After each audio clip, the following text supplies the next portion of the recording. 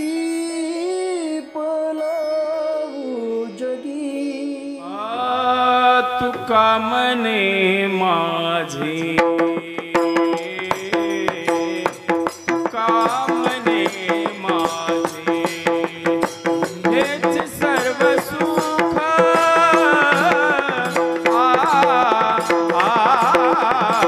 तुका मने माझे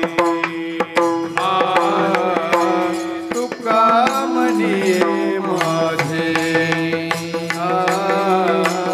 तुका मने माझे हेच सर्व सुख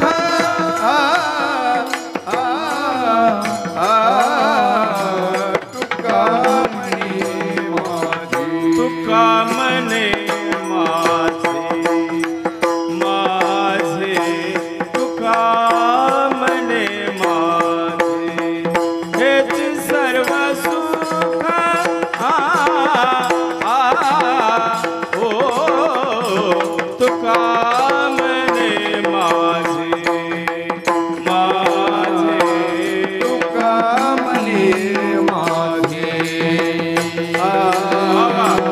तुका मने माझे हेच सर्व सुख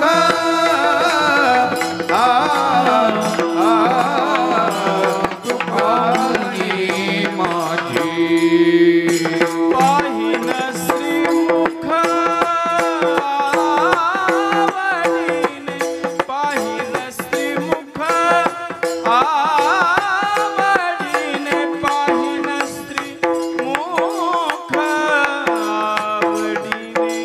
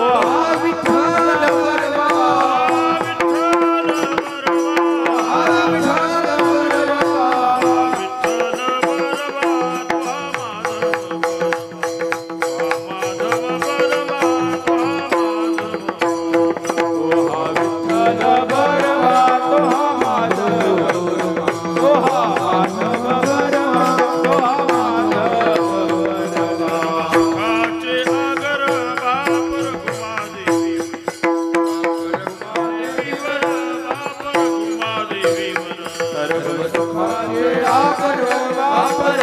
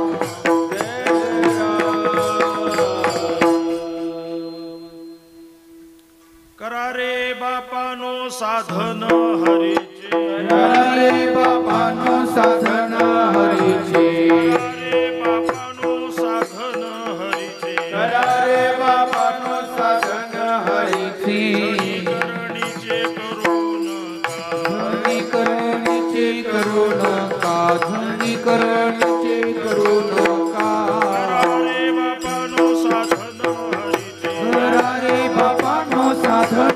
हरीचे रे बापानो साधन हरीचे रे बापानो साधन हरीचे धनी करणीचे करू नका धनी करणीचे करू नका जन्म यमाची यातना हे नाही जन्म यमाची यातना हे नाही जन्म यमाची यातना ऐसी साधना करा काय ऐसी साधना करा काय साधनांचे सार मंत्र बीज हरी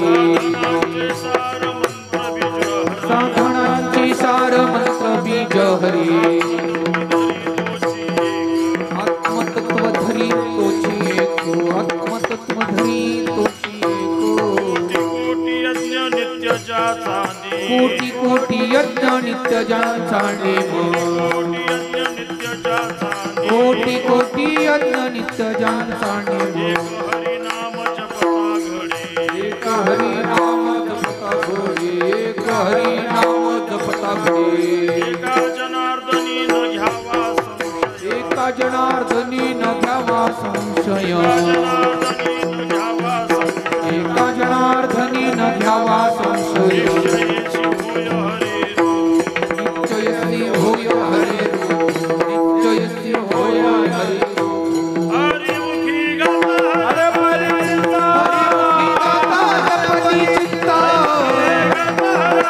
हरिमुखी गाता हरपली चिंता जन्म घेणे त्या नाही मागुता जन्म घेणे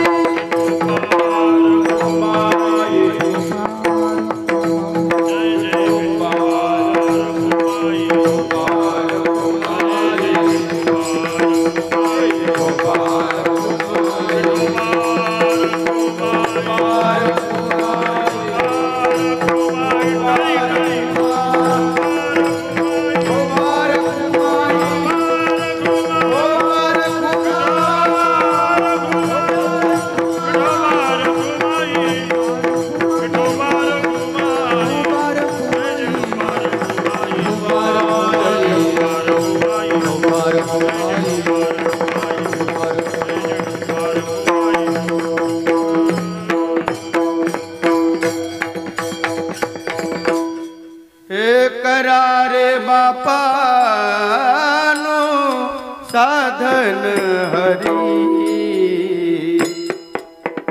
करा रे बापानो साधन हरी करा रे बापानो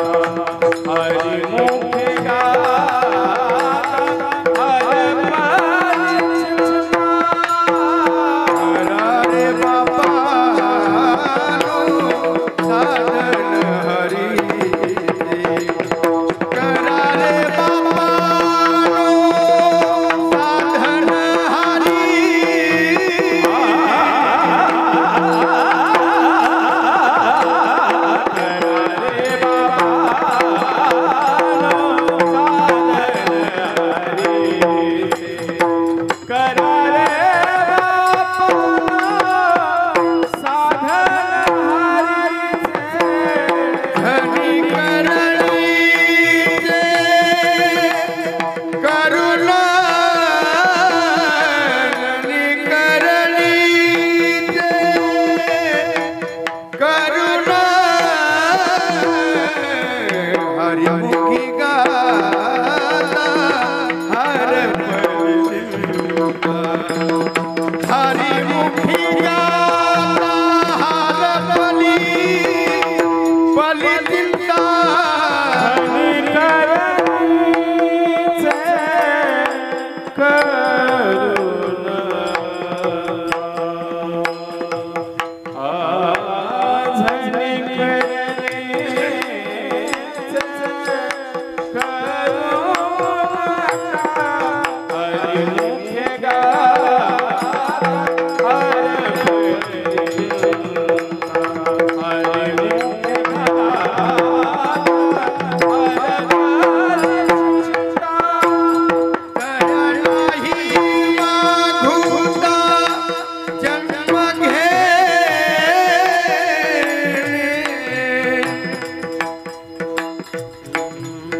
तया नाय मागू जन्म घेणे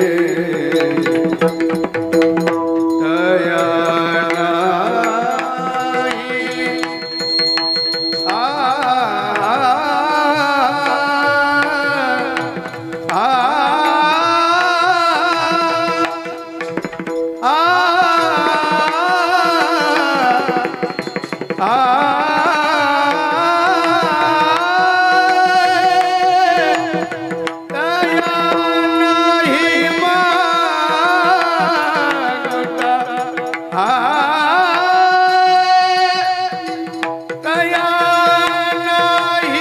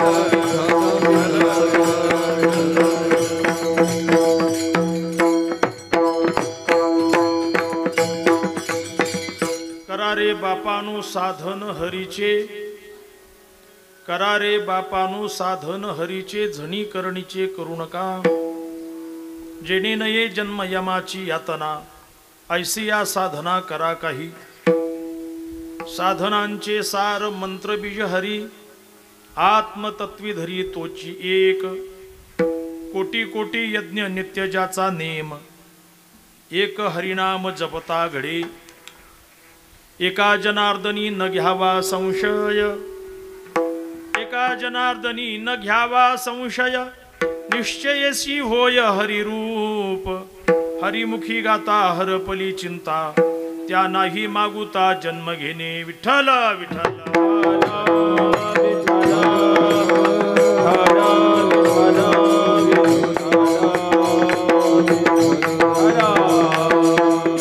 समचरण सरोजम सांद्र नीलांबुदाभम, जघन निहित पाणी मंडनम मंडनानाम, तरुण तुलसीमाला कंधरम कंजनेत्रम, सदय धवलहासं विठ्ठलं चिंतयामि, पांडुरंगा करू प्रथम पांडुरंगा करू प्रथम नमन,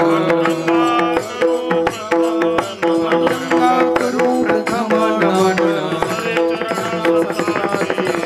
सरे चरण संतानिया, सरे चरण संतानिया, अंतर्वादाने कथेचा विस्तार, अंतर्वादाने कथेचा विस्तार, अंतर्वादाने कथेचा विस्तार, बाबाची सद्गुरु दास तुका, बाबाची सद्गुरु दास तुका. करा रे बापानो साधन हरीचे, झणी करणीचे करू नका, हरिमुखी गाता हरपली चिंता, त्या नाही मागुता जन्म घेणे. प्रस्तुत सेवेचा भंग पैठणची थोर साधू श्री संत एकनाथ महाराज यांचा हरिपाठातील सर्वसामान्यांना नामभक्तीचा उपदेश करणारा आणि त्याची सफलता प्रतिपादन करणारा महत्वाचा असा 5 चरणाचा आहे. विठाला विठाला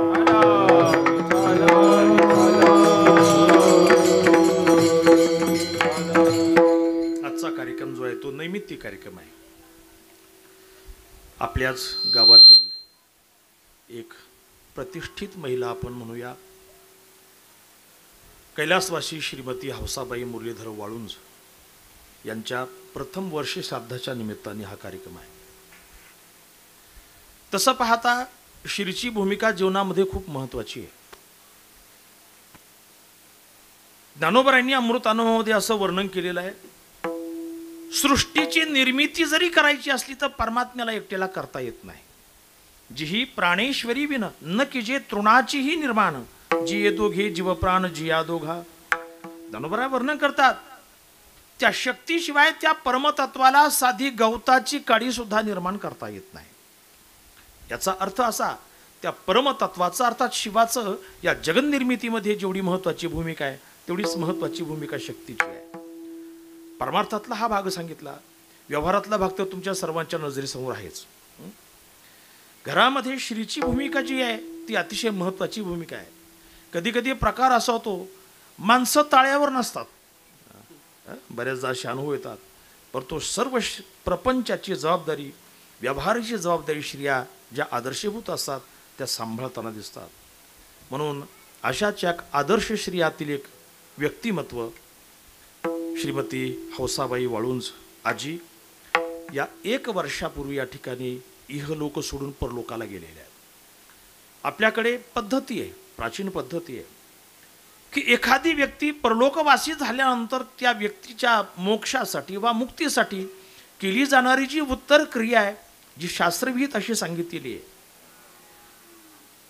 आता अलीकडे काही काही जे विधिवत करणारे लोक ते दररोज दैनिक पिंड दान करून दशक्रियेचे 10 पिंड करतात. परंतु तशी जर सुविधा उपलब्ध नसेल वा तसं केलं जात नसेल तर दशक्रियेच्या दिवशीच 10 दिवसाचे 10 पिंड ठेवून तो पाठीमागचा विधी सुद्धा त्या ठिकाणी विधिवत केला जातो. दशक्रियेला दशपिंड होतं, त्याच्यानंतर मग 13वा आपण त्याला असं म्हणतो, तेही त्या ठिकाणी महत्वाचा एक भाग आहे. गरुड पुराणामध्ये याचं वर्णन केलेलं आहे की एखादी व्यक्ती मृत झाल्यानंतर ती शरीर सोडून तिथं किती दिवस राहते हा महत्वाचा प्रश्न आहे. ते काय लगेच जाते असं नाहीये. गरुड पुराणामध्ये असा उल्लेख आहे की एखादी व्यक्ती मृत होत असताना यमदूत जेव्हा तिथं येतात तेव्हा त्या शरीरांतर्गत जो जीवात्मा आहे त्या जीवात्म्याला प्रथमतः बाहेर काढतात. यमाचा जो पाश आहे, यमदूताकडे जो पाश आहे त्याला ती बाहेर काढतात जीवात्म्याला आणि तिथं सोडून देतात. ते कुठं सोडून देतात? तिथं जवळच मोकळं सोडून देतात. त्या जीवात्म्याला सर्व कोण काय करतं दिसतं, कोण काय बोलतं ऐकता येतं, कोणाशी संवाद साधता येत नाही. बाहेर आल्यानंतर त्या शरीरामध्ये त्याला पुन्हा प्रविष्ट होण्याची कला त्याच्याकडे अवगत नसते. बाहेरच ते फिरतं इकडे तिकडे त्या परिसरामध्ये. आणि म्हणून आपल्याकडे 10 दिवस सुतक पाळण्याची जी पद्धती आहे वा रूढी आहे त्याच्या पाठीमागचा उद्देश हाच आहे की त्या 10 दिवसामध्ये गोडधड काही खायचं नाही. एवढंच नाही, हास्य विनोदसुद्धा करायचं नाही त्या 10 दिवसामध्ये, अशी व्यवस्था आहे. कारण आपण जर काही टवाळ्या करायला लागलो, हसायला लागलो तर त्या जीवात्म्याला त्याचं वाईट वाटेल आणि पितृलोकामध्ये त्याला आनंद न होता दुःख होऊन तो शापही देऊ शकतो कोणाला. म्हणून पितृशांतीचे जे प्रकार ते यातून घडतात की जेव्हा ते विधिवत आपण नियम पाळत नाहीत तेव्हा अशा गोष्टी जीवनामध्ये त्याला आपल्या सामोरं जावं लागतं. आणि मग ती खूपच जर इथपर्यंत पाणी आल्यावर सांगतात की बाबा त्रिपिंडी करा, अमकं करा, ते पुढं करण्यापेक्षा ह्या दिवसामध्ये हा विधी जर व्यवस्थित पाळला तर म्हणतं ती करण्याची गरज येत नाही. मग तो जीवात्मा जो असतो तो जीवात्मा त्याला शरीरामध्ये प्रवेश करता येतो, तो सर्व पाहतो, तो ऐकतो. म्हणून दशक्रियेच्या दिवशी जेव्हा कावळा त्या पिंडाला स्पर्श करायला येत असतो त्या कावळ्याला तो जीवात्मा दिसतो, माणसाला तो दिसत नाही. कावळ्याच्या दृष्टीमध्ये काय सामर्थ्य निसर्गतः माहिती नाही, भगवंताने त्याला काय सामर्थ्य दिलं माहिती नाही. आता परदेशामध्ये त्याच्यावर संशोधन चालू आहे की नेमके कावळ्याच्या डोळ्यामध्ये कोणत्या लेन्स आहेत अशा की ज्यांना तो जीवात्मा अगदी दिसू शकतो, माणसाला तो दिसू शकत नाही. मला वाटतं वैज्ञानिकांनी जर ते संशोधन करून त्या लेन्स जर माणसाला बसवल्या भलतं काय होईल काही सांगता येत नाही आणि विज्ञान काय करत हे सांगता येत नाही. परंतु कावळ्याला मात्र ते स्पष्टपणे दिसतं. म्हणून एखादा जीवात्मा जर अतृप्त असेल तर तो अतृप्त जीवात्मा कावळ्याला त्या पिंडाजवळ येऊ देत नाही. तो कधी कधी प्रकार असतो की कावळा जवळ येतो पिंडाच्या आणि एकदम कोणीतरी हुसकवला असतं तो उडून जातो, घाबरल्यासारखं उडून जातो. तो जीवात्मा त्याला तिथं स्पर्श करू देत नाही, असा प्रकार आहे. आणि जो जीवात्मा संतुष्ट असतो, प्रसन्न असतो, मग तो कावळा येतो त्या पिंडाला स्पर्श करतो, आनंदाने पिंड स्पर्श करून तो निघून जातो. तो लोक असं म्हणतात की पिंडाला स्पर्श झाला की उद्धार झाला, मोक्ष झाला. आता ही भाषा थोडीशी चार्वाकांची भाषा म्हटलं तरी काही हरकत नाही. पिंडाला कावळा स्पर्श झाल्यानंतर जर मोक्ष मिळत असेल तर मला वाटतं बाकी परमार्थ करायची काही गरजच राहिली नसती. काय भजन पूजन तत्वज्ञान वगैरे हे काही करायची गरज राहिली नसती.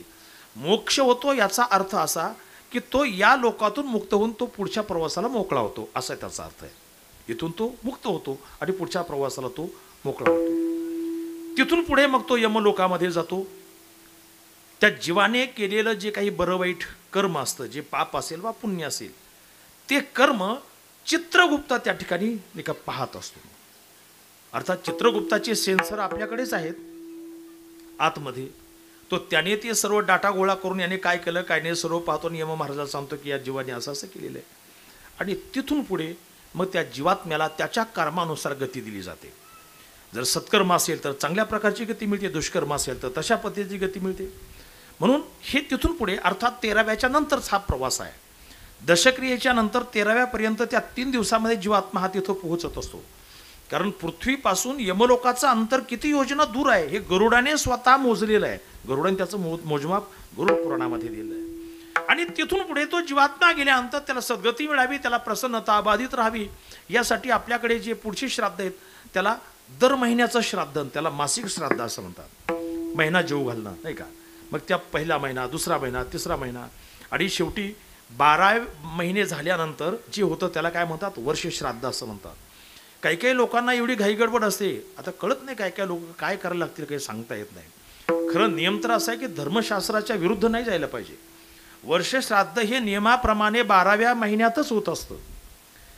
आमच्या तिकडे पुणे जिल्ह्यामध्ये काही काही लोकांनी तर असं केलं की 5.5 महिन्यात 6.5 महिने ते गुंडळून घेतात. ते खऱ्या अर्थाने ते वर्ष श्राद्ध होत नाही, ते त्याला वर्ष श्राद्धही म्हणता येत नाही.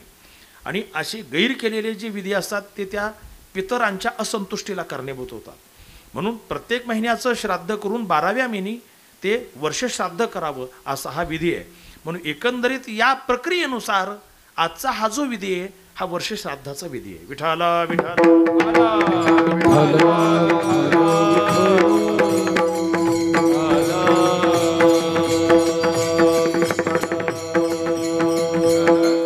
नियम असा आहे या मृत्यूलोकाचा नियम, याचं नावच मृत्यूलोक आहे.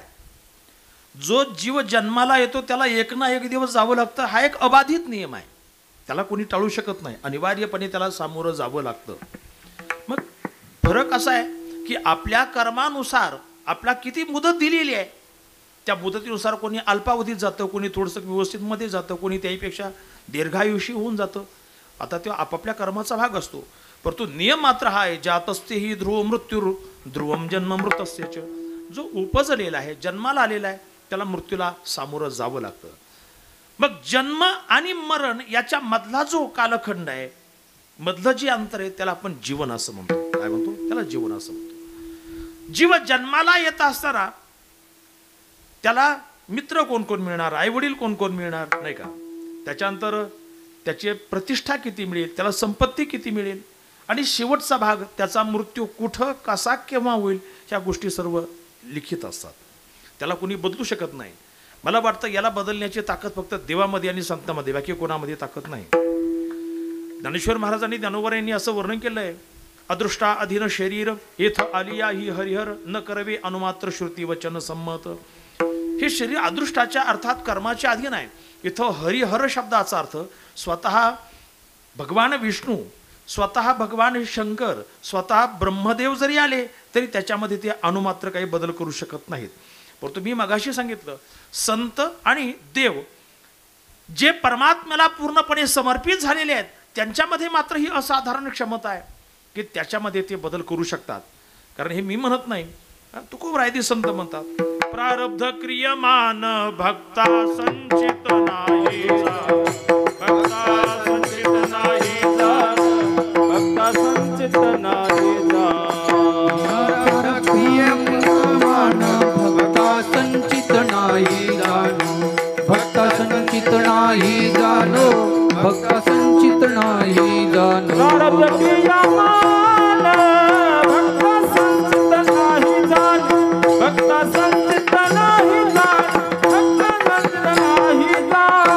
प्रारब्ध क्रियमान भक्ता संचित नाही जाणो, भक्ता संचित नाही जाणो, भक्ता संचित नाही जाणो. तुकोबराय वर्णन करतात, प्रारब्ध क्रियमान भक्ता संचित नाही जाण. त्याचं कारण सांगतात, अवघा देवची झाला पाही भरून या अंतर्वाही. असंच काळ कार्तिकेमध्ये आळंदी यात्रेत माझं प्रवचन होतं आणि नेमकी त्या प्रवचनाला एक मोठे आचार्य उपस्थित होते. बरं, ते काय नुसते एका विषयात नाही, 3 विषयातलं आचार्य, ज्यांचं न्याय, साहित्य आणि व्याकरण अशा 3 विषयातले आचार्य आहेत, वेदांत. तर सहज प्रवचन झाल्यानंतर विषय झाला, त्यांच्याच फळावर कार्यक्रम होता तो. म्हटले, महाराज तुम्ही जे बोललात, म्हटले की भगवत भक्ताचं प्रारब्ध बदलतो किंवा भगवंतामध्ये ती क्षमता आहे. परंतु ब्रह्मसूत्रामध्ये असं सांगितलंय, भाष्यामध्ये असं सांगितलं, अमकं तमकं 2-3 त्यांनी उदाहरणं दिली, प्रमाणं दिली. म्हटलं आता ते तुमचं शास्त्र बरोबर आहे, परंतु आमचं भक्तिशास्त्र मात्र असं सांगतं. बाकीची शास्त्र ही वेगळी आहेत, भक्तिशास्त्र हे त्यापेक्षा वेगळं आहे. मी त्यांना सरळ सांगितलं, म्हटलं पहा, एखाद्या व्यक्तीने एखादा अपराध केला, त्याला पोलिसांनी पकडलं, त्याच्यानंतर त्याने तो अपराध कबूल केला आणि त्याच्या त्या जघन्य अपराधानुसार न्यायालयामध्ये केस चालल्यानंतर न्यायाधीशाने त्याला मृत्यूदंडाची शिक्षा दिली, फाशीची शिक्षा दिली. म्हटलं इथं प्रक्रिया काय आहे? पहिली गोष्ट त्याने गुन्हा केलेला आहे, दुसरी गोष्ट त्याने गुन्हा कबूल केलेला आहे, तो गुन्हा सिद्ध झाल्यामुळे न्यायालयाने त्याला देहदंडाची शिक्षा दिलेली आहे. परंतु आता हे सर्व पूर्णतः योग्य असतानाही त्याने जर राष्ट्रपतीकडे दयेचा अर्ज केला तर राष्ट्रपती त्याला नाही का फाशीच्या शिक्षेतून सूट देऊ शकतात. हा खास अधिकार कोणाचा आहे? राष्ट्रपतीचा आहे. जर त्यांना वाटलं ठीक आहे बाबा मनुष्य सुधारू शकतो, नजर चुकीने झालेलं आहे, पुन्हा असं करणार नाही, हे जर त्यांना पटलं तर ते काय करतात, त्याला सोडून देऊ शकतात. मी त्यांना सांगितलं, मग एवढी सर्व कार्यवाही पूर्ण असताना सुद्धा राष्ट्रपतीकडे हा एक राखीव अधिकार आहे की ती त्या माणसाला सूट देऊ शकतात, फाशी रद्द करू शकतात. मग सध्या राष्ट्रपतीकडे जर हा पॉवर आहे तर देवाकडे पॉवर नसेल का? म्हणून देवानं सुद्धा ठरवलं की याला या कर्मातून मुक्त करायचं, तर देव सुद्धा ते करू शकतात. म्हणून एका ठिकाणी एकनाथ महाराज वर्णन करतात, एका जनार्दनी भोग प्रारब्धाचा, जनार्दनी भोग प्रारब्धाचा, एका जनार्दनी भोग प्रारब्धाचा, एका जनार्दनी भोग प्रारब्धाचा, हरी कृपेच्या नाश झाला, नाश झाला. हरी कृपेच्या नाश झाला, नाश झाला. हरिमुखे गाता हरपली चिंता, हरिमुखे गाता हरपली चिंता. हरिमुखे गाता हरपली चिंता, हरिमुखी गाता हरपली चिंता. एका जनार्दनी भोग प्रारब्धाचा, हरी कृपेचा नाश झाला, कृपेचा नाश झाला, हरी कृपेचा नाश झाला. एका जनार्दनी भोग प्रारब्धाचा, हरी कृपेचा नाश झाला, हरी कृपेचा नाश झाला, हरी कृपेचा नाश झाला. एकनाथ महाराज वर्णन करतात की प्रारब्धाचा जो भोग आहे, भगवंताची जर कृपा झाली तर त्याचा नाश होऊ शकतो, एवढी मोठी ताकद त्याच्यामध्ये आहे. पुराणामध्ये खूप मोठ्या कथा आहेत. सुदामा नावाचा ब्राह्मण गरीब होता, दरिद्री होता. तो भगवंताचा तो तसा सहपाठी, ज्याला आपण अलीकडच्या भाषेमध्ये क्लासमेट म्हणतो नाही का, सहपाठी तो. परंतु कर्म असं दुर्धर आहे, दारिद्र्य त्याच्या वाट्याला आलं. मोठा झाल्यानंतर, आता बऱ्याच दिवसाची गोष्ट आहे, पत्नीने सांगितलं की जर तुमचा मित्र भगवान श्रीकृष्ण असेल आणि तो जर राजा असेल तर त्याच्याकडून काहीतरी मदत मागा. परंतु सुदामा असा प्रामाणिक आणि निष्ठावंत होता, म्हटलं नाही, देवाकडे काही मागायचं नाही, आपलं कर्म आणि आपण बस, बाकी काही नाही. शेवटी खूप आग्रहानंतर तो गेला आणि असं सांगतात की भगवंताने त्याचं पाद्यपूजन केलं. गंध लावत असताना भगवंताने त्याच्या कपाळावरची रेषा वाचली, ललाटावरची रेषा वाचली की इथं काय आहे, श्रीक्षय असं आहे. श्रीक्षय, श्री म्हणजे वैभव, धन, ऐश्वर, त्याचा क्षय म्हणजे नाश. अरे हा तर दरिद्री, हा गरीब आहे.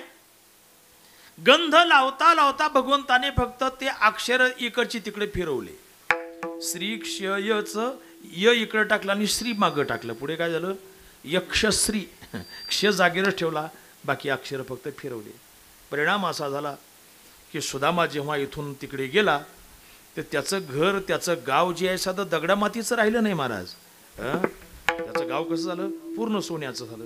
महाराज त्याचं वर्णन करतात, सुदामा ब्राह्मण दुःखे दरिद्रे पिढीला, सुदामा ब्राह्मण दुःख दरिद्र पिढीला, पोहे घेऊन या त्याच्या भेटीला गेला. पुष्टी वाकोये त्याच्या भेटीला गेला. सद्भावने खोया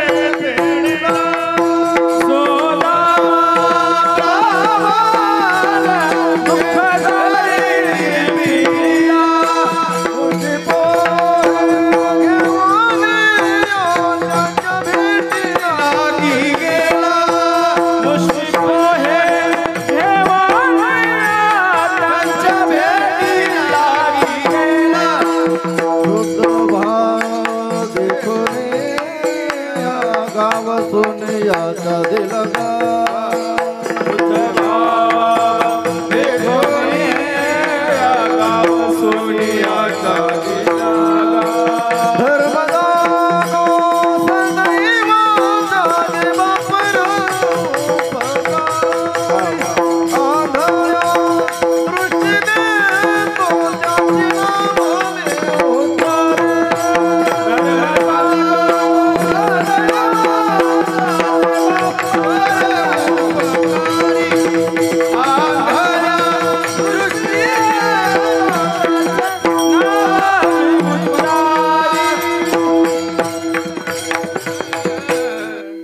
शुद्ध भाव पाहून भगवंताने त्याचं घर त्याचं गाव पूर्णपणे सोन्याचं केलं.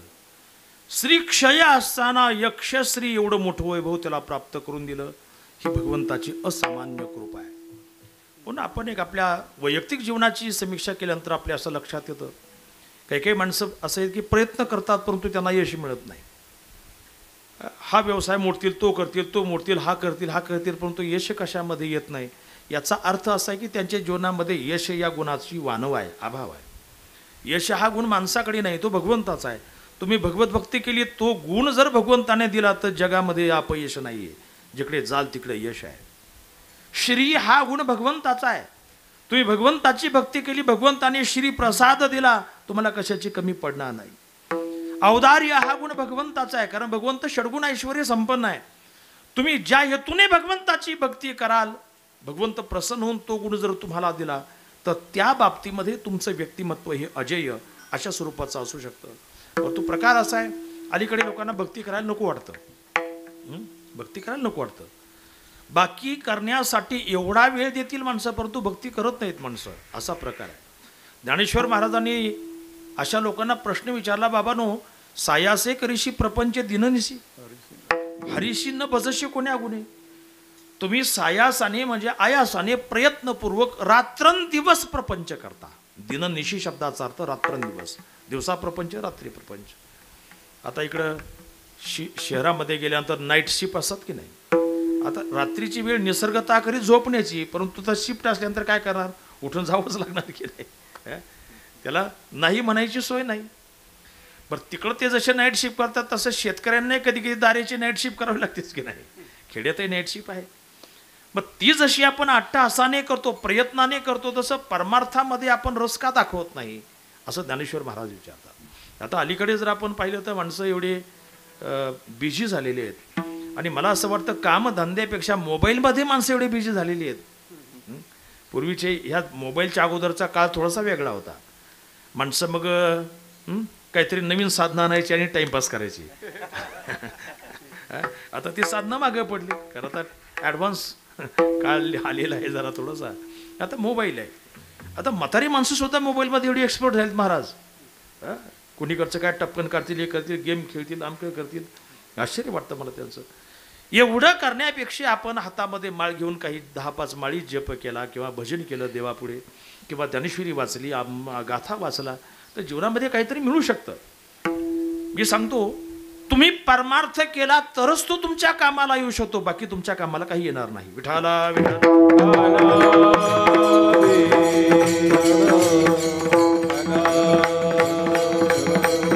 म्हणून महाराजांनी परमार्थाला महाधन म्हटलेले. परमार्थ महाधन, जोडी जेवाचे चरण. परमार्थ हे महाधन आहे. बाकीचं जे धन आहे ते नुसतं धन आहे, पण तो परमार्थ हे महाधन आहे. मी सांगतो, स्वतंत्र भारताचे पहिले राष्ट्रपती कोणते माहिती तुम्हाला? स्वतंत्र भारताचे पहिले राष्ट्रपती डॉक्टर राजेंद्र प्रसाद. त्यांच्या बाबतीमध्ये असं सांगितलं जातं की सकाळी ते देवपूजा करत असताना 1 ते 1.5 तास देवपूजेमध्ये द्यायचे.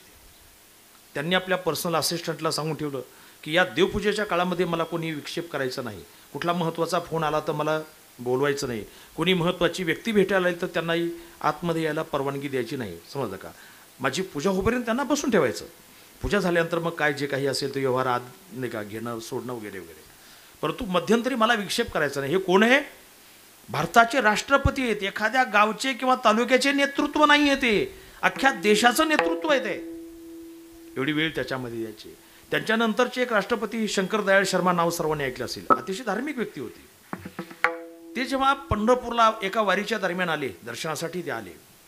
आता तो एवढा प्रचंड जनसमुदाय पाहिल्यानंतर त्यांच्याही भावना उचंबळून आल्या. त्या चंद्रभागेमध्ये लोक स्नान करतात, आनंदाने बुड्या मारतात, हे पाहिल्यानंतर त्यांनी इच्छा व्यक्त केली की मला चंद्रभागेमध्ये स्नान करायचं. आता त्या काळामध्ये काहीतरी सुरक्षेचा प्रश्न ऐरणीवर आल्यामुळे काहीतरी अतिरेकी सुटले होते. त्या काळातली गोष्ट आहे की त्यांना स्थानिक कलेक्टरने त्यांना मनाई हुकूम आणला, कारण सुरक्षेचा प्रश्न होता आणि देशाच्या प्रमुख व्यक्तीचा सुरक्षेचा प्रश्न होता. म्हटले आम्ही तुम्हाला चंद्रभागेचं एक टँकर भरून आणून येतो रेस्ट हाऊसला, इथं आंघोळ करा, परंतु तिकडं वाळवंटात मोकळं जायचं नाही. कोण आहे? देशाचे राष्ट्रपती, सामान्य गोष्ट नाही. असं मला माहिती मिळाली की त्यांनी असं ठरवलं की आपला उत्तर काळ जो आहे तो पंढरपूरमध्ये घालवायचा. पंढरपूरच्या त्या वाखरी रस्त्यावर अलीकडे कर्मवीर भाऊराव पाटील कॉलेज आहे, त्याच्या बाजूला त्यांनी जागाही घेतली होती. असं मला समजलं की आपला उत्तर काळ पंढरपूरमध्ये भक्तिमय वातावरणामध्ये घालायचा. परंतु सगळ्या इच्छा पूर्ण होऊ शकत नाही, त्यांना लवकर जावं लागलं, ही गोष्ट वेगळी आहे. सांगण्याचा मुख्य मुद्दा असा आहे की जी मोठी मोठी माणसं आहेत, परमार्थाविषयी खूप मोठी आस्थेवाईक माणसं आहेत, ते परमार्थ केला पाहिजे. आपल्या नजरेसमोर जर पाहिलं तर डॉक्टर विजय भटकर सारखे संगणक तज्ज्ञ आहेत, शास्त्रज्ञ आहेत, रघुनाथ माशेलकर सारखे लोक आहेत. ते आळंदीला आल्यानंतर त्या मंदिरामध्ये बराच वेळ डोळे झाकून ध्यानस्थ बसतात. कोणीतरी एका शास्त्रज्ञाने सुवर्ण पिंपळाला प्रदक्षिणा घालताना त्यांना आलेली जी अनुभूती आहे त्या अनुभूतीचं वर्णन वैज्ञानिक दृष्टीने केलेलं आहे. आम्ही जेव्हा त्याला परिक्रमा घालतो तेव्हा भगवत भक्तीच्या आधाराने आम्ही त्याचं स्पष्टीकरण करू शकतो, परंतु एखाद्या वैज्ञानिकाने त्याचं महत्त्व, त्याला जे वेव्ज, ज्या व्हायब्रेशन्स तिथं जाणवल्या, त्याचं स्पष्टीकरण त्यांनी करणं ही गोष्ट सामान्य नाही आहे. सांगण्याचा मुख्य मुद्दा असा की जी जाणकार लोक आहेत, मोठी लोक आहेत, त्यांनासुद्धा परमार्थाचं महत्त्व पटलेलं आहे. म्हणून जीवनामध्ये या बाकीसारखी बारीक सारीक गोष्टीकडे लक्ष देण्यापेक्षा, त्या करू नयेत असं नाही, त्या कराव्यात, परंतु मुख्य लक्ष त्याच्यावर केंद्रित करण्यापेक्षा आपण परमार्थाकडे जर आपण वेळ दिला तर मला वाटतं आपलं जीवन सात्विक सुखाने आणि सात्विक समाधानाने युक्त होतं. म्हणून जीवनामध्ये परमार्थ हा महत्त्वाचा आहे. श्रीमद भागवतामध्ये कथा आलेली आहे. अजामिळ नावाचा एक सज्जन होता, दुर्जन होता, नंतर सज्जन झाला. तो जीवनामध्ये पापकर्म केलं, दुष्कर्म केले, पण तो प्रकार असा झाला की एकदा त्या गावामध्ये काही साधू संत आले. आता गावात साधू संत आल्यानंतर त्याचं ठरलेलं ठिकाण कोणतं आहे? मारुतीचं मंदिर. त्या काळात चावड्या असायच्या नाही का, ते जाऊन त्या थांबायचे आणि मग तिथं 4-7 जे धार्मिक लोक आहेत त्यांना विचारायचे, व इथं कोणी आमची जेवणाची व्यवस्था करेल का? आता तिथं बसलेले जर सज्जन असेल तर ते व्यवस्था चांगली करून देतील, पण यांची जर गाठ दुर्जनाशी पडली मग सांगता येत नाही काय होईल. का त्याने टवाळखोर लोक अजामिळाच्या घरी जाते तर तुमची व्यवस्था होईल. हां, अजामिळ तर अगदी खलं, नष्ट, दुष्ट, पापी, परंतु या टवाळखोरांनी अजामिळाचं नाव सांगितल्यानंतर साधू मंडळी तिथं गेली. योगायोगाने तो जागेवर नव्हता. त्याची जी पत्नी होती, पत्नी नव्हती, ती ठेवलेली शिरी होती, ती बाहेर आली. म्हटले कोण तुम्ही? म्हटले आम्हाला अजामिळाचं नाव सांगितलं आणि आम्ही भोजनासाठी आलेलो आहोत, 4-5 मंडळी आहेत, तीर्थयात्रा करत आहोत. तेव्हा त्या महिलेनं सांगितलं, म्हटले तुम्ही चुकीच्या मार्गाने आलेला आहात, हे पत्ता जो तुम्हाला दिलेला आहे तो चुकीचा दिलेला आहे, हा माणूस तसा दानधर्म करणार नाहीये, परंतु ठीक आहे तुम्ही आलाच तर काही हरकत नाही, मी तुम्हाला कोरडा शिधा देते, आम्ही जीव घालण्याची तुमची म्हणजे का आमची पात्रता नाही तुम्हाला जीव घालावं, कोरडा शिधा देते तुम्ही करून खा. म्हटले आम्ही करून खातो. त्यांना शिधा दिला. एका बाजूला एका पडवीमध्ये त्यांनी स्वयंपाक केला आणि जेवायची वेळ होत असतानाच ते सज्जन तिकून आले, झुलत नाही का, रस्ता पुरत नव्हता त्यांना. आणि ते साधू पाहिल्यानंतर मात्र त्याच्या तळपायाच्या घासी मस्तकाला, हे कोण आहेत आले इथे, यांना कोणी आणलं? तेव्हा ती बाई पटकन बाहेर आली, तुम्ही घरात व्हा म्हटले, जास्त बोलायचं नाही, मी आणले त्यांना. मग आता इकडचा आदेश आल्यावर मग काय बोलायचं कारणच नाही काय. तसंच तो घरात शिरला, मांजरीसारखा आतमध्ये जाऊन बसला. परंतु त्या साधूंनी हा विचार केला की हा एवढा नष्ट असेल, दुष्ट असेल, तर त्याचा उद्धार करणं हे आपलं कर्तव्य आहे, कारण आज आपण त्याचं अन्न खात आहोत.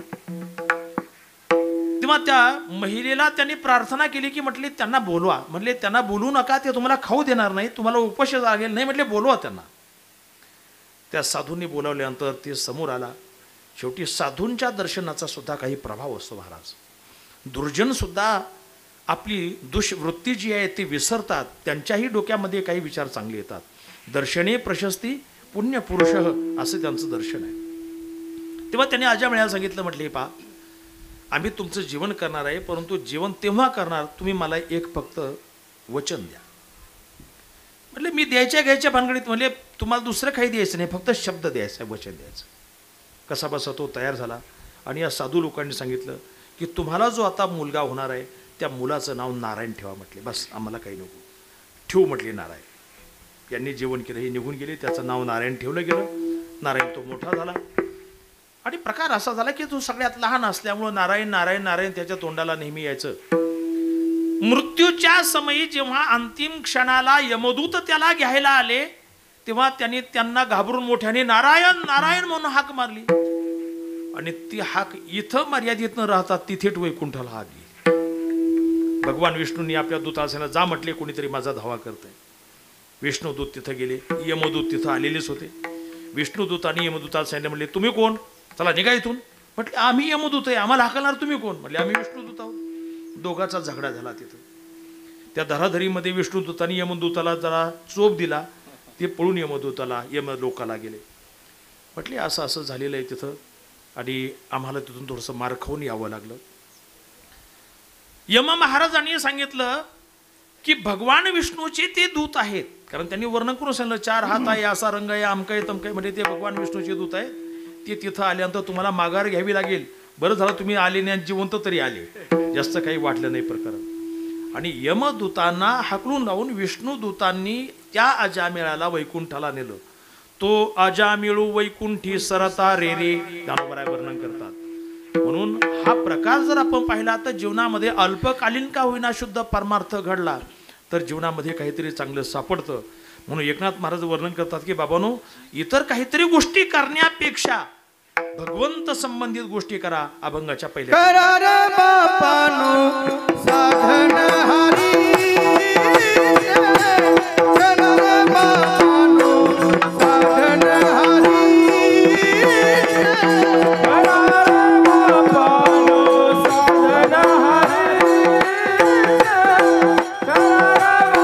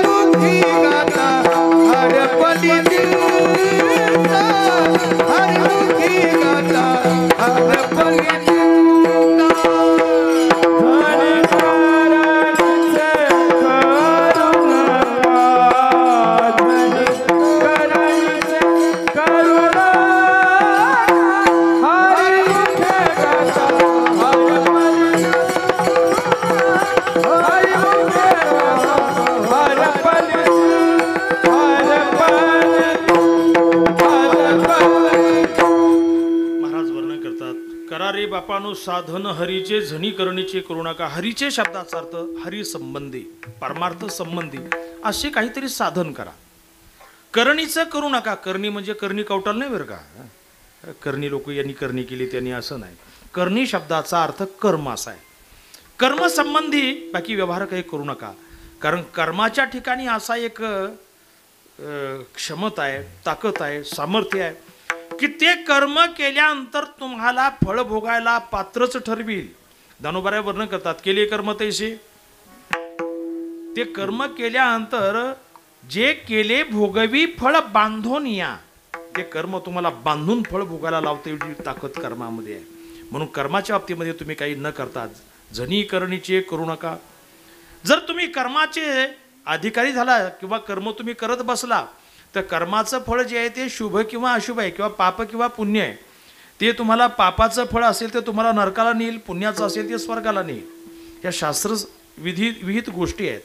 म्हणून या ठिकाणी एकनाथ महाराज सांगतात करायचं तर चांगलं कर्म करा. दुष्कर्म जर केलं तर त्याचा परिणाम काय होऊ शकतो. अभंगाच्या दुसऱ्याच्या जन्म यमाची यातना, जननये जन्म यमाची यातना, जननये जन्म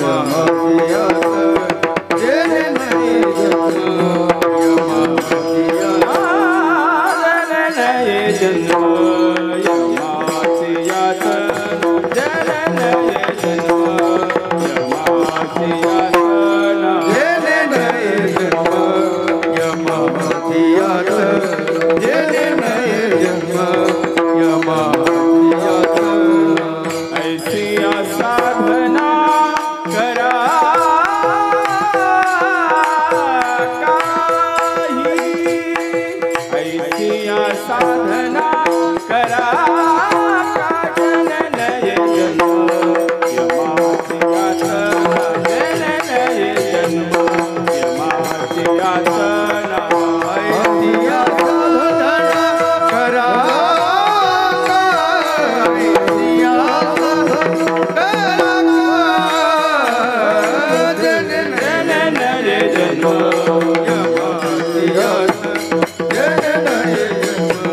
यमा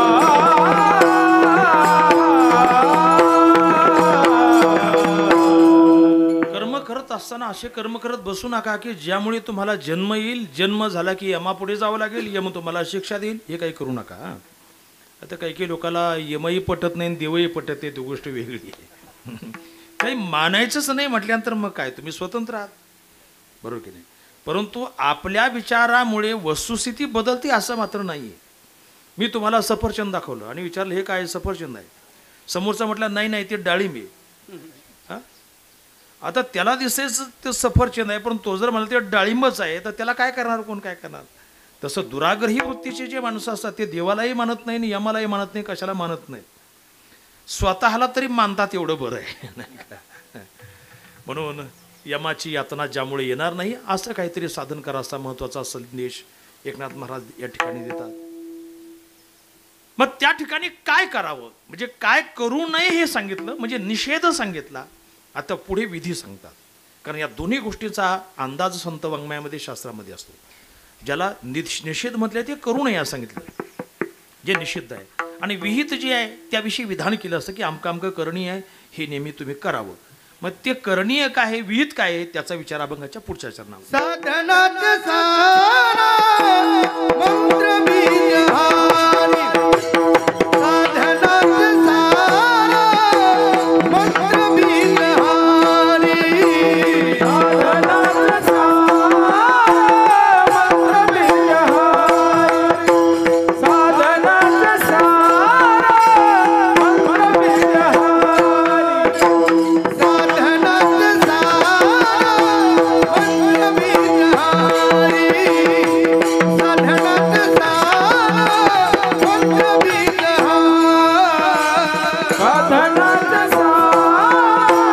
मंत्र बीज हारी साधनात सारा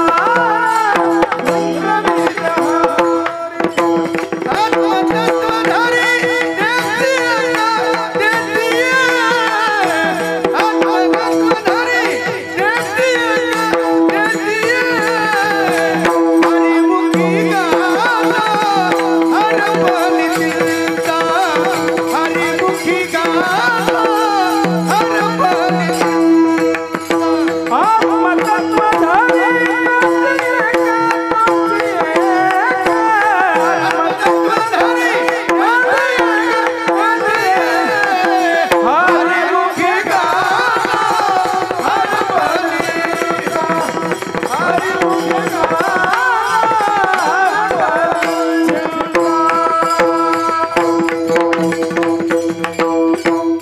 काय करावं, अर्थात विधी काय आहे तो भाव या ठिकाणी सांगतात. साधनांचे सार मंत्रबीज हरी. बाकीची जी साधन आहेत त्या सर्व साधनांचं सार हे हरी हे मंत्रबीज आहे. परमार्थामध्ये कोणाला योग माहिती आहे, कोणाला तप माहिती आहे, कोणाला यज्ञ माहिती आहे, कोणाला आणखी काही कर्मानुष्ठान माहिती आहे, कोणाला उपासना माहिती आहे, कोणाला ज्ञान माहिती आहे. परंतु या सर्व साधनामध्ये भगवंताचं नामस्मरण हा श्रेष्ठ विधी आहे. म्हणून एका ठिकाणी महाराज वर्णन करतात, योग याग तपे केली तयाने आमुपे, तुका म्हणे जपा मंत्र त्रिअक्षरी सोपा. योग याग तप या सर्व साधनांचं फळ त्या नामभक्तीमध्ये आहे. म्हणून इथं त्याला सार रूपाने म्हटले, साधनांचे सार मंत्र बीज हरी. अर्थात एखाद्याला जर आपण दही दिलं आणि एखाद्याला जर आपण थोडंसं लोणी दिलं तर श्रेष्ठ काय आहे लोणी आहे. लक्षात का, दही जास्त असेल लोणी थोडं आहे, परंतु त्याच्यामध्ये सारभूतच आहे. तसं नामस्मरण जे आहे, भक्ती जी आहे ती सारभूत आहे. म्हणून त्याला साधनांचे सार म्हटले. साधनांचे सार मंत्रबीज हरी, आत्मतत्वे धरी तोची एक. आत्मत्वाने जो त्याचा विनियोग करतो, कारण मंत्राची कडसणी आहे, मंत्र नुसता माहिती असून चालत नाही, त्याचा विनियोग जीवनामध्ये असणं गरजेचं आहे. 18व्या अध्यायामध्ये ज्ञानोबराय वर्णन करतात, अगा 52 वर्णा परता कोण मंत्र आहे पंडुसुता, का 52 ही नुच्चारिता जीवाथी. 52 अक्षरासला सोडून कोणताही मंत्र नाही. मग ते 52 अक्षर आपण उच्चारतो की नाही? दररोज उच्चारतो. परंतु त्या मंत्राची जी कडसणी, जी युक्ती आहे, त्याचा जो विधी आहे, त्याची जी सांप्रदायिकता आहे, त्या पद्धतीने जर मंत्रानुष्ठान जीवनामध्ये झालं तर ते अधिक फलीभूत होतं. म्हणून या ठिकाणी महाराज वर्णन करतात, मंत्र बीज हरी आत्मतत्वी धरी तोची एक आत्मत्वाने त्याचा विनियोग झाला पाहिजे. तर हरी हा जो शब्द आहे, आता सर्व लोकांना माहिती आहे, कीर्तनकार यापेक्षा दुसरं काय सांगणार आहे? नाही का, हरी हरी म्हणा, गळ्यात माळ घाला, वारी करा, अमकं करा, नाही का. सुशिक्षित असले तरी तशीच, अशिक्षित असले तरी तशीच, असं लोकांचा समज होण्याची शक्यता आहे. परंतु आम्ही जे सांगतो, जे शास्त्राने मान्य केलेले आहे, साधू संतांनी जे सांगितले ते आम्ही सांगतो. आम्ही काय आमच्या खिशातून काढून तुमच्या समोर मांडतो अशातला भाग नाही आहे. साधू संतांनी त्या साधनेला श्रेष्ठ ठरवले आहे, शास्त्राने त्याला मान्यता दिलेली आहे, त्याच्याविषयी वेद प्रामाण्य अनुकूल आहे. म्हणून आपण जरा पाहिलं सारतत्वाने तर हे हरी हे जे नाम आहे, हे हरी साधं नाव नाही आहे. हरी हा जो शब्द आहे तो साधा नाही आहे. कारण वेदाच्या अध्ययनाची सुरुवात करताना सुद्धा किंवा कुठलाही वैदिक विधी करताना सुद्धा हरी ही ओम म्हणून त्या ठिकाणी त्याची सुरुवात केली जाते. म्हणून हरी हा जो शब्द आहे हा अतिशय महत्त्वाचा आहे. हरिपाठ जो ज्ञानोबरायांनी लिहिलेला आहे, एकनाथ महाराजांनी जो हरिपाठ लिहिलेला आहे, त्याच्यामध्ये हरी या शब्दाचं महत्त्व काय आहे? हरी या शब्दाचं खूप मोठं महत्त्व आहे. त्याचा विस्तार जर करत बसलो तर कदाचित एकतर उशीर झालेला आहे, अधिक त्याचं विवेचन होऊ नये. आमचं हरिपाठाचं पुस्तक आहे, त्याच्यामध्ये बघा, त्याच्यामध्ये पूर्ण त्याचं विवेचन इंग्लिशमध्ये आम्ही केलेलं आहे. एकंदरीत पाहता सर्व साधनांचं सार मंत्रबीज हरी आहे. परंतु तो हरी एवढा सोपा नाही. एकनाथ महाराज सांगतात, कोट्यावधी यज्ञ केल्याचं फळ एकदा हरिनामोच्चारणाने मिळू शकतं. हा भाव अभंगाचा. कोटी कोटी कोटी कोटी नित्य जाता नेम कोटी कोटी कोटी कोटी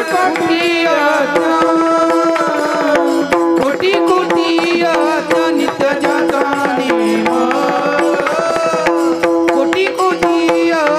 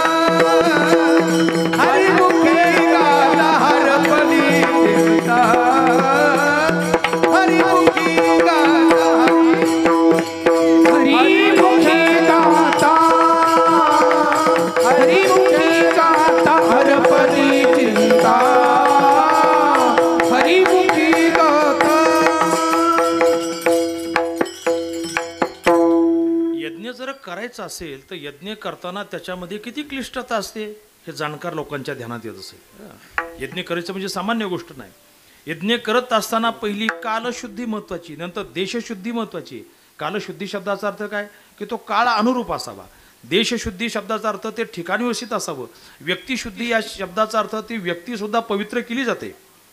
त्याच्यानंतर मग पृथ्वीवर अग्नितत्व पाहिजे, आहुती योग्य ग्रहाच्या मुखात पाहिजे, योग्य तिथी पाहिजे, योग्य नक्षत्र पाहिजे, योग्य करण पाहिजे. या सर्व गोष्टी कालशुद्धीच्या अंतर्गत येतात.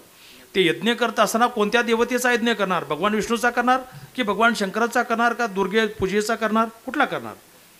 म्हणून त्या यज्ञाच्या अनुरूप प्रधान देवता वेगळ्या असतात, उपदेवता वेगळ्या असतात. प्रधान देवतेला अगोदर आमंत्रित आवाहनित करून त्याला प्रतिष्ठित करावं लागतं, नंतर त्यांना आहुती द्यावी लागते. प्रधान देवतेच्या नंतर अगोदर जर दुसऱ्या उपदेवता बोलवल्या, प्रधान देवता रुष्ट होतात, त्या याज्ञिकाला आणि यजमानाला शापित करू शकतात. खूप मोठी त्याच्यामध्ये सूक्ष्मता आहे. दुसरी गोष्ट, त्याच्यामध्ये अर्पण करण्याचे हवन द्रव्य जे आहेत त्याच्यामध्ये गावरान तूप ते गावरान गायचंच पाहिजे, म्हशीचं चालणार नाही. लक्षात नका, अशा गोष्टी आहेत. म्हणजे एक जर यज्ञ करायचा असला तर एवढ्या मोठ्या गोष्टी आपल्या सामोरं जावं लागतं. असे कोट्यावधी यज्ञ केल्यानंतर जे फळ मिळतं ते फळ फक्त एकदा हरी असं म्हटलं की मिळतं. मग सोपं कोणतं आहे? म्हणून यज्ञाच्या करण्याच्या भानगडीमध्ये पडूच नका. सरळ हरी हरी हरी म्हटलं ना कारण हरी हरी हा शिवाचा म्हणजे भगवान शंकराचा मंत्र हे ज्ञानोबा सुद्धा सांगतात. हरी हरी हरी मंत्र हा शिवाचा म्हणती जे वाचा तया मोक्ष. शिवाचा म्हणजे भगवान शंकराचा आणि शिव शब्दाचा अर्थ कल्याण. तो कल्याणकारी मंत्र आहे असा एक दुसरा अर्थ होतो. म्हणून असे हरिनामाचं महत्त्व आहे. एकदा आम्ही वारकरी शिक्षण संस्थेमध्ये मारुतीबाबा आणि आम्ही बसलो होतो आणि सहज विषय रामसुखदासजींचा विषय निघाला. उत्तर प्रदेशामध्ये एक गीतेचे खूप मोठे अभ्यासक होऊन गेले.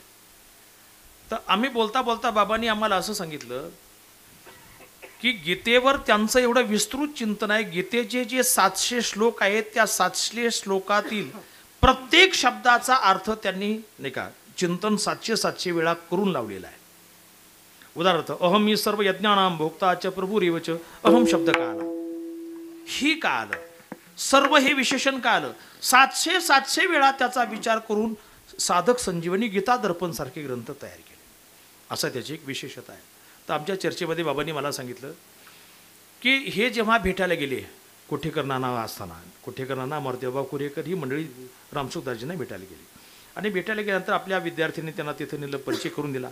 तेव्हा हे म्हटले की आम्ही मुंबईत तुमच्या कार्यक्रमाला होतो. तेव्हा रामसुखदासजींनी काय सांगितलं, सिर्फ गीता के बारे में बोलो, अन्य कुछ मत बोलो. इकडे आलो तिकडे भेटून हे बोलू नका, फक्त गीतेबद्दल काय बोलायचं ते बोला. तेव्हा बाबांनी मला सांगितलं की त्या आश्रमामध्ये काम करणारे जे कामगार आहेत, झाडू मारणारे असतील, स्वयंपाक करणारे असतील, गाई वळणारे असतील, सगळे या सर्व कामगारांची गीता उलट सुलट पाठ आहे. सुरुवातीपासून म्हणत जायचं आणि उलट क्रमाने पुन्हा म्हणत यायचं. मग मी सांगितलं की ही गीता म्हणत असताना ते काम करतात, झाडून घ्यायचं काम असेल, कुठलंही काम असेल, हे सर्व ते काम करतात. स्वयंपाकाच्या बाबतीमध्ये जर पाहिलं तर गीतेच्या श्लोकाचं उच्चारण करून जे अन्न तयार केलं जातं, स्वयंपाक तयार केला जातो, ते अन्न खाणाऱ्याची बुद्धी विस्तृत चिंतन करण्याकडे का प्रवृत्त होणार नाही. म्हणून जीवनामध्ये हा संदेश त्यातून एक महत्त्वाचा घ्यावा. आपल्या वाट्याला कोणतंही जरी काम आलं असेल, मग ते शेतीचं काम असो, नोकरीचं काम असो, व्यवसायाचं काम असो, कशाचंही काम असो, ते करता करता आपल्या तोंडाला काही काम नसतं. तोंडाने फक्त काय करायचं, भगवंताचं नामस्मरण करायचं. एखादा ट्रॅक्टर चालवत असेल, देवाचं नाव घ्यायला काही हरकत नाही. मी म्हणतो स्त्रियांनी स्वयंपाक करताना भगवंताचं नाव घेऊन जर स्वयंपाक केला ना, त्या दिवशी घरातले माणसं तर प्रसन्नच राहिले पाहिजे, परंतु घरात भांडण होणार नाही ही गॅरंटी मी देतो. कामामध्ये काम काय म्हणा राम राम, कामामध्ये काम काय म्हणा राम राम, कामामध्ये काम काय म्हणा राम राम, कामामध्ये काम काय म्हणा राम राम, जायल भवश्रमा दुःख होईल दुःखाचे, जाईल भव श्रम सुख होईल दुःखाचे, जाईल भव श्रम सुख होईल दुःखाचे, जाईल भव श्रम सुख होईल दुःखाचे, नावे नलगे जानावे, नलगे जानावे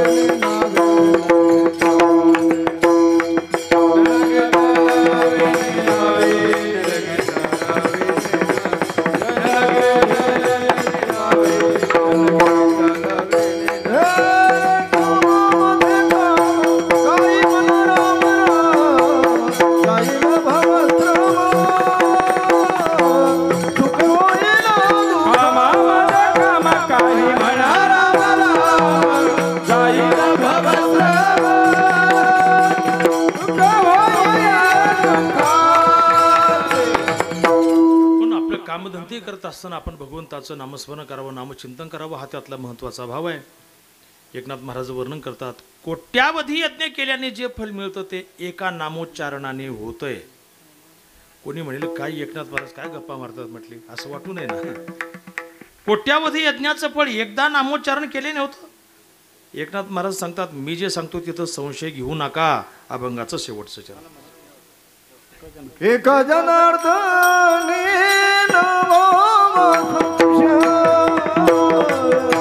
एका जनार्दनी नमो संशय एका जनार्दनी न घ्यावा संशय एका जनार्दनी न घ्यावा संशय एका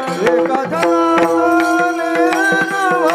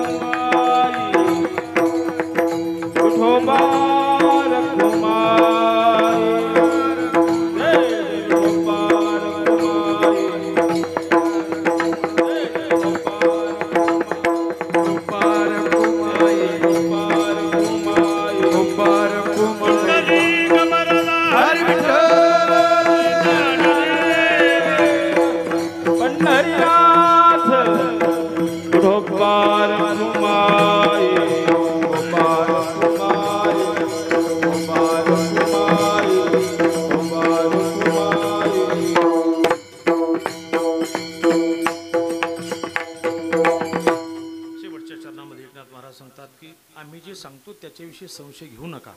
एका जनार्दनी न घ्यावा संशय निश्चयशी होय हरिरूप. नामधारक जो आहे तो निश्चित तत्वाने हरिरूप होतो, परमात्मा स्वरूप होतो. ही महत्वाची गोष्ट आहे. म्हणून आतापर्यंत जर आपण पाहिलं तर नाम घेताना कोणी वायाला गेला असं सापडणार नाही. म्हणून नाम साधना ही सोपी आहे, सुलभ आहे, कलियुगाच्या गडबडीच्या दृष्टीने थोडीशी अनुरूप आहे. आपण पूर्वीच्या काळी पाहतो, जुन्या काळातली अजून काही माणसं इथं सापडली तुम्हाला. ते सांगतील की खळं झाल्यानंतर आम्ही असं 2 हातात कवळीत पोतं घ्यायचो आणि वर थप्पे लावायचो. असे काही माणसं सांगतील तुम्हाला, सापडतील, असतीलही. पोतं घ्यायचं आणि डायरेक्ट काय करायचं, थप्पीवर फेकून द्यायचं आणि थप्पे लावायचं. परंतु दिवसेंदिवस काय आले की माणसाची ताकद क्षमता कमी झाल्यामुळं आता 1 क्विंटलचं पोतं न राहता आता किती झालंय, 50 किलोचं. का ताकद कमी पडली. आता त्याच्यातही पुन्हा नवीन कट्टे निघाले, 30 किलो 25 किलो, कारण ताकद कमी होत चाललेली. तसं कलियुगामध्ये माणसाची परमार्थ करण्याची क्षमता, त्यांची वृत्ती कमी कमी होत चालल्यामुळं साधू संतांनी सोपा उपाय सांगितला. म्हटले आता बाकी काही करत बसू नका, सरळ सरळ हरी हरी देवाचं नाव घ्या. हा सगळ्यात सोपा, निश्चितत्वाने तारणारा, उद्धारक असा मंत्र असल्यामुळे बाकी काही करू नका. एका जनार्दनी न घ्यावा संशय, निश्चयशी होय हरिरूप.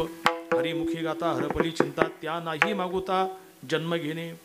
या ठिकाणी हा जो नैमित्तिक कार्यक्रम आहे, मी सांगितलं मगाशी, आपल्या आदर्श माता कैलासवासी श्रीमती हौसाबाई मुरलीधर वाळुंज यांच्या प्रथम वर्ष श्राद्धाच्या निमित्ताने हा कार्यक्रम चालू आहे. तसा आजींचा स्वभाव जर पाहिला तर मी सांगण्यापेक्षा तुम्हा सर्वांना ज्ञात आहे. एक दयाळू व्यक्तिमत्व होतं, परोपकारी व्यक्तिमत्व होतं. आणि सगळ्यात महत्त्वाची गोष्ट म्हणजे मुलाबाळांना, नातवांना घडवण्याचं काम जर कोण करत असेल तर त्या ठिकाणी नाही का ती मातृशक्ती करत असते. म्हणून प्रापंचिक जीवनामध्ये मातृशक्तीचं महत्त्व खूप मोठं आहे. तसं पाहता श्री ही अनेक भूमिका निभावत असते. कधी काळी ती मुलगी असते, कधी काळी ती बहीण असते, कधी काळी ती पत्नी असते, कधी काळी ती आई असते, आत्या असते, मावशी असते. आणि एक शेवटचा काळ म्हणजे त्या काळामध्ये ती आजी असते. मला वाटतं आजीची भूमिका जी आहे ती सर्वोच्च भूमिका आहे. जेव्हा त्या आजीला आपण आजी झालो याचं ज्ञान होतं तेव्हा तिला वाटतं की आता आपलं जन्माचं सार्थक झालं. आजी होणं म्हणजे मुलाला किंवा मुलीला काहीतरी संतती होणं.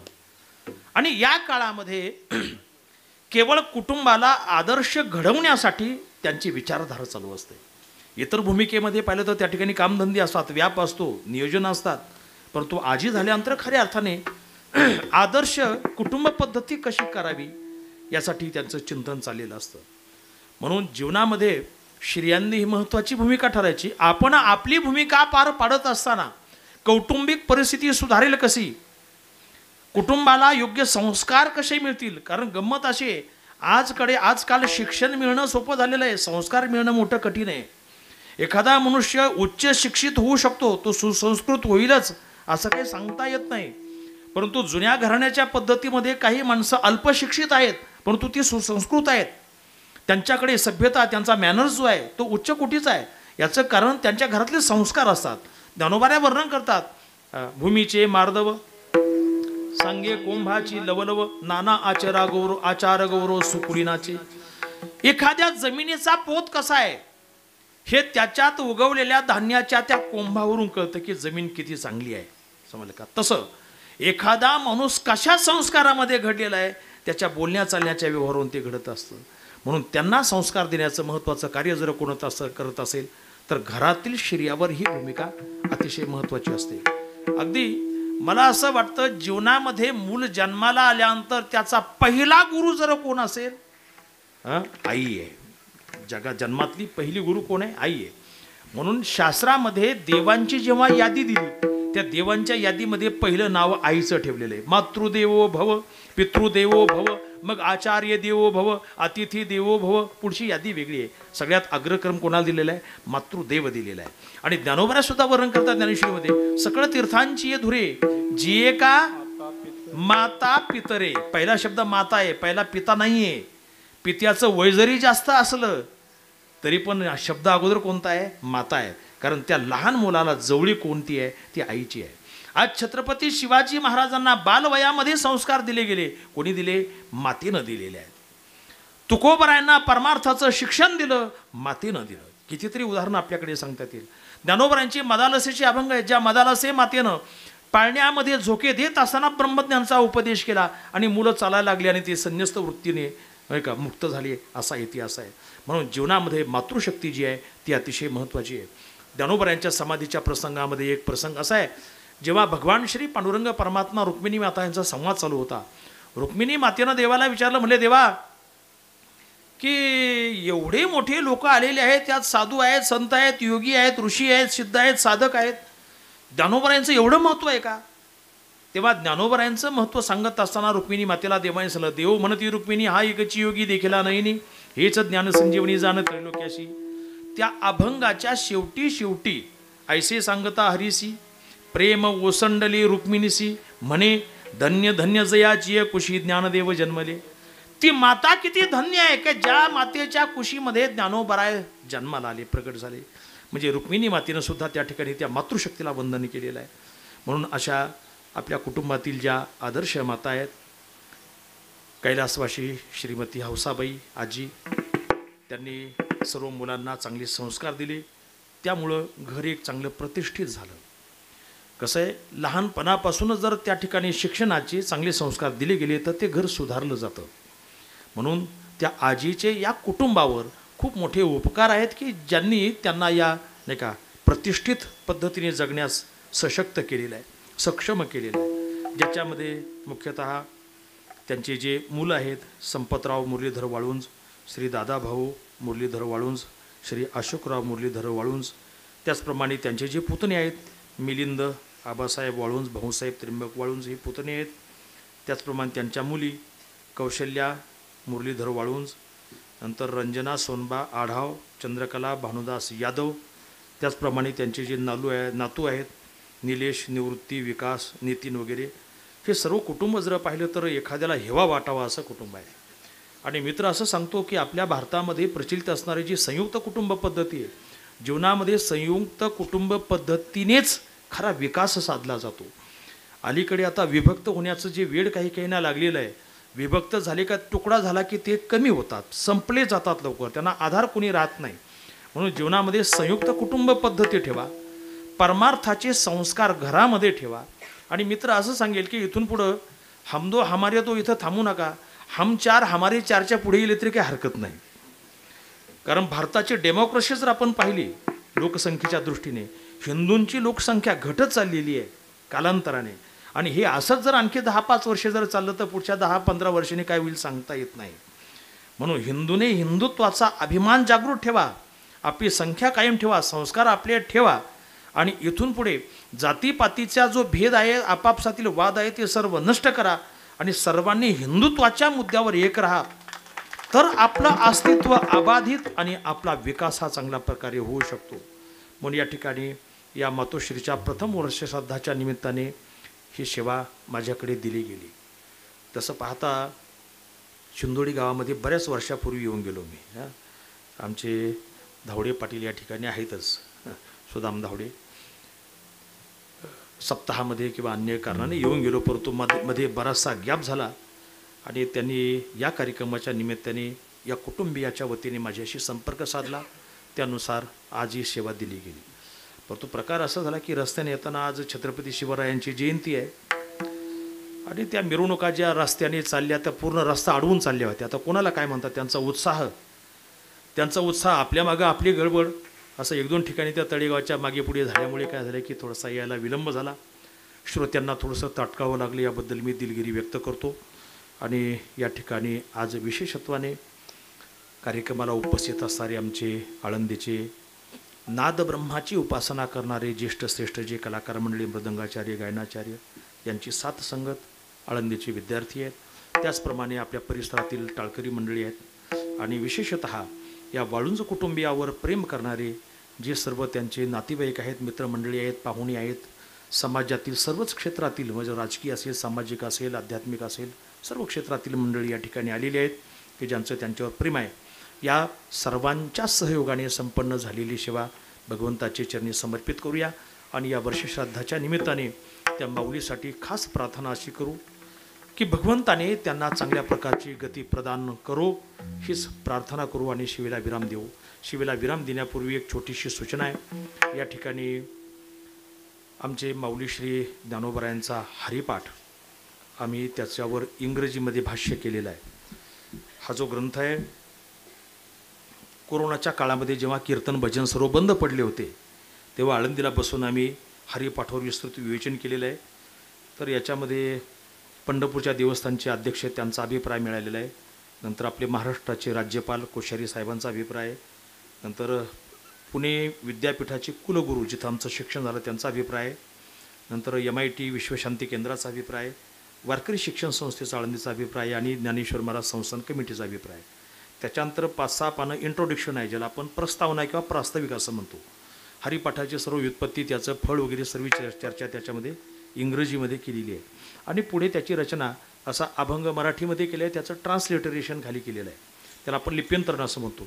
हे करताना संस्कृतच्या भाषेचा पूर्ण नाही का उपयोग करून ह्रस्व दीर्घाची चूक कोणी काढणार नाही एवढी दक्षता घेतलेली आहे. कारण हे टायपिंगसुद्धा मिस केलेलं आहे. त्याच्यानंतर प्रत्येक चरणाचा इंग्लिशमध्ये संक्षिप्त अर्थ दिला आणि पुढे त्याचं इंग्लिशमध्ये पूर्ण विस्तृत विवेचन केलेलं आहे.